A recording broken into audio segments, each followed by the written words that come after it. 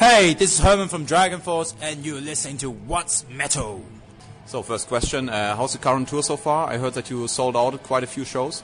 Yeah, I mean, we almost, I think out of 13 shows, there's only 2 that has been sold out. So, so it's been really good. Pretty intense stuff, Yeah. So do you think that your popularity also has to do with the support slots that you had before, like on the Wasp tour and the Iron Maiden thing? I think it's had to do with everything. It's not one thing can do it. I mean, support show is one thing, but it's making a good album is important. If the songs are crap, you can support whoever you want. It doesn't make any difference. And the point of this tour really was to play actually smaller places than we did on last UK tour. So the fans, instead of playing the normal places, Glasgow, we would do Edinburgh or places we haven't been on the last UK tour for the headlining slots. Yeah. Do you think that the scene somehow changes in Britain? I mean, the scene for your kind of music. I mean, there are a lot of people now into the band, whereas a few years before there was pretty much nothing. Or Britain still is something like a vast land when it comes to speed or melodic speed metal or power metal. Well, I think there's still a scene. It grows. It's very underground. It grows slightly. The way it worked with us, we kind of moved from the power metal audience to general metal audience. So it's not just power metal fans that come. We've got emo fans too. Kids who's into Slipknot, death metal. It's not really the scene you would expect. You expect everyone to just listen to power metal, but a lot of these fans that don't even really listen to any power metal, bands at all. Obviously there's power metal is growing in the UK. In the underground wise, but I wouldn't really say it's a scene because. To have a scene, you need actually bands from this country, to really make an impact. More bands, not just one or two. Yeah. The weirdest thing that I seen basically was that you got the cover story for Terrorizer magazine. So Terrorizer magazine, for German listeners, usually just features death metal and black metal exclusively. And you got the title story in that now. How did that work out? Well, I think it's just the way for us.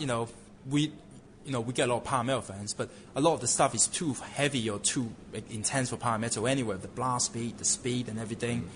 We've got the fans who's into black metal and death metal as well, and the general, from hard rock to metal. So I think we kind of moved across the board now, without, I don't know, how do you call it?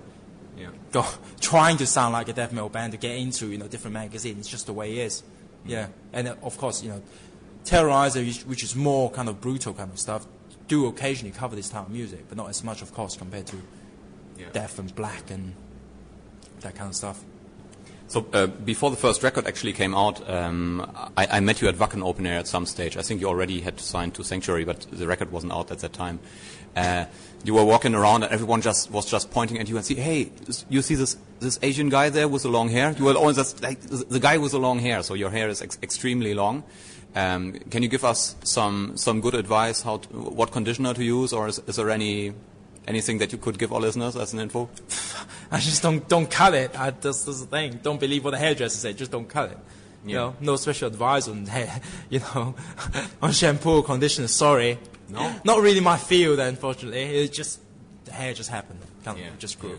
Yeah. I was asking the same questions to the guys of Nevermore a few years back when they still had very, very long hair. Yeah. And they said they do it with beer.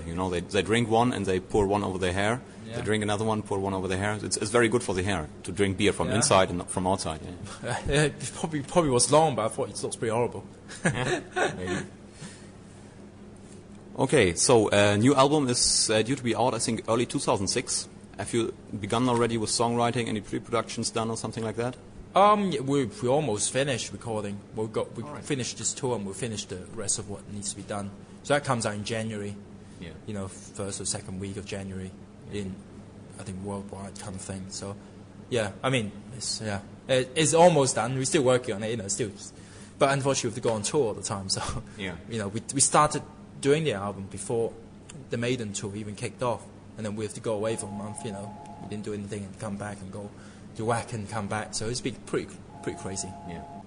I think you start in some kind of TV or radio thing quite a while ago with BBC. It was about the China's music revolution, some kind of program. So I didn't really understand what was going on there. Maybe you can clear us up. I was a broadcaster for the BBC, for the radio, for like a 2 radio show, a series on music from China's music scene. So, I was the presenter, broadcaster. Yeah. Okay. Yeah. But it wasn't a metal program. It wasn't. I actually talked about some of the prog metal and rock in China and stuff like that, metal scene as well. Just general music scene thing. Yeah. Yeah. I don't know. They think I got some significance as a Chinese musician or something. Yeah. Okay. Our show is called What's Metal? So what do you think is metal? Is it a form of lifestyle? Can it be just kind of music for someone else? It's metal been going for so many years now. To just pinpoint it, so difficult. Some people, it's a lifestyle, but but you can't take away from some just because they don't dress the way you do. It doesn't mean they don't enjoy the music as much.